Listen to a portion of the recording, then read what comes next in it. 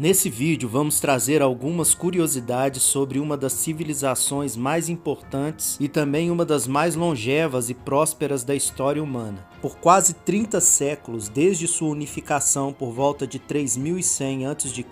até sua conquista por Alexandre o Grande em 332 a.C., o Egito Antigo foi a civilização mais proeminente do mundo. Das grandes pirâmides do Antigo Império até as conquistas militares do Novo Império, a majestade do Egito fascina arqueólogos e historiadores. Os antigos egípcios santificavam a vida. No entanto, a vida após a morte também era extremamente importante para eles. Eles acreditavam que, preservando o corpo de uma pessoa morta, eles viveriam para sempre no pós-morte. Mumificar um corpo não era coisa pouca, e exigia sacerdotes especiais para remover toda a umidade do corpo, incluindo os órgãos, antes de tratar o cadáver com uma propriedade de secagem. O processo mais demorado, no entanto, era o embrulho real da múmia, que consumia cerca de 1,5 km de ataduras. Em termos de religião, os antigos egípcios adoravam aproximadamente 2.000 divindades, das quais cada uma tinha um certo papel na vida cotidiana. Todos eles precisavam ser cultuados para permitir o equilíbrio da vida. Além disso, os antigos egípcios amavam seus animais de estimação, muitas das vezes santificando-os. Eles eram tão apaixonados por gatos que acreditavam que eles trariam boa sorte a qualquer família. Acredita-se que a maioria das casas egípcias antigas tinham pelo menos um gato de estimação. Muitos desses animais foram encontrados mumificados juntos aos seus donos. Tanto homens quanto mulheres do Antigo Egito usavam maquiagem. A pintura dos olhos era geralmente preta e feita de chumbo, ou verde quando era feita de cobre. Além de oferecer proteção contra o sol, os egípcios acreditavam que a maquiagem também tinha poderes mágicos de cura. Eles também eram amantes de jogos que os desafiava a pensar. Eles adoravam seus jogos de tabuleiro, especialmente o jogo Senet, que foi jogado por quase 2.000 anos, e envolvia jogar varetas, semelhante à maneira como jogamos dados hoje.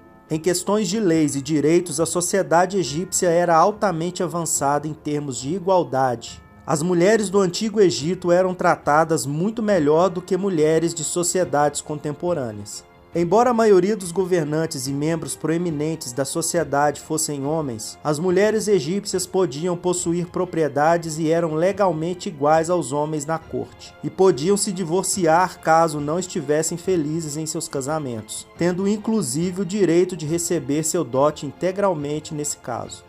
Os egípcios também sabiam desfrutar de seus momentos de folga e lazer. Eles consumiam cerveja regularmente, tanto nos lares das famílias ricas como as pobres. De fato, homens, mulheres e crianças faziam uso da bebida regularmente, pois era considerado uma ótima fonte de nutrição. A cerveja também era usada como forma de pagamento pelo trabalho em certas partes da sociedade. Porém, apesar da arte e das culturas egípcias retratarem os membros ricos da sociedade e os faraós esbeltos e fisicamente aptos, os egiptólogos descobriram recentemente que a maioria deles estava realmente acima do peso, provavelmente devido à sua dieta, que consistia principalmente de pão e cerveja. Mas nem só de cerveja e jogos viviam os egípcios. A antiga sociedade está por trás da primeira greve trabalhista da história, que remonta a 1170 a.C. Essa primeira greve foi contra a construção de pirâmides, mas as greves trabalhistas ocorriam regularmente, pois os antigos egípcios exigiam melhores condições de trabalho. Embora a escravidão fosse comum para servir ao império, as pirâmides não foram construídas com o trabalho escravo. Os egiptólogos agora acreditam que as grandes pirâmides foram, de fato, construídas por agricultores que trabalharam na construção dos monumentos durante as inundações, quando não podiam trabalhar em suas lavouras. A Grande Pirâmide de Quéops em Gizé é a maior pirâmide egípcia. Sua estrutura é de cair o queixo e pesa tanto quanto 16 edifícios do Empire State combinados. Segundo os arqueólogos, sua construção durou cerca de 20 anos de trabalho duro, de aproximadamente 100.000 homens, que movimentaram dezenas de milhões de toneladas de materiais para erigir o impressionante monumento, que entrou para a lista das 7 maravilhas do mundo antigo.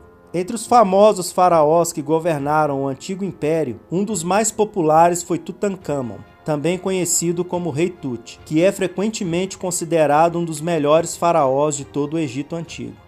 Como tal, é justo imaginar o jovem governante como um homem, porém o rei Tut assumiu o trono com apenas 9 anos de idade e morreu apenas uma década depois. Embora Tutankhamon fosse frequentemente descrito como um governante forte e saudável, pesquisas sugerem que o jovem faraó sofria de inúmeras doenças que afetariam seriamente sua mobilidade, incluindo escoliose, necrose óssea e um pé torto. O mais antigo tratado de paz encontrado foi originalmente escrito em 1271 a.C. pelo faraó Ramsés II e Hattusilis III, o rei dos hititas. O tratado de paz egípcio-hitita não trouxe exatamente a paz entre os dois povos, tendo o conflito sido reiniciado algum tempo depois. Após milênios de domínio e conquistas nas ardentes areias do deserto, o grandioso Império Egípcio acabou reduzido a um império conquistado pelos persas, até que em 332 a.C., depois de derrotar o imperador persa Dário pelo controle da Síria, o macedônio Alexandre o Grande conquista o Egito. Alexandre e seu exército foram recebidos como libertadores. Ele não ficou muito tempo no Egito, e por volta do ano 331 a.C. ele estava a caminho do oeste, para completar sua conquista do grandioso Império Persa. Mas o impacto de sua conquista no Egito foi significativo. Alexandre respeitava a cultura e a religião egípcias, mas teve de instalar um governo grego para controlar sua administração. Alexandre também fundaria uma nova capital grega, Alexandria, localizada no Mediterrâneo, na foz do rio Nilo. Após a morte do conquistador macedônio no ano 324 a.C., o Egito passa a ser governado por Ptolomeu I, um de seus generais, e nasce a partir disso a dinastia Ptolomaica, que acabaria no governo da famosa Cleópatra, que não era egípcia e sim descendente direta de Ptolomeu I.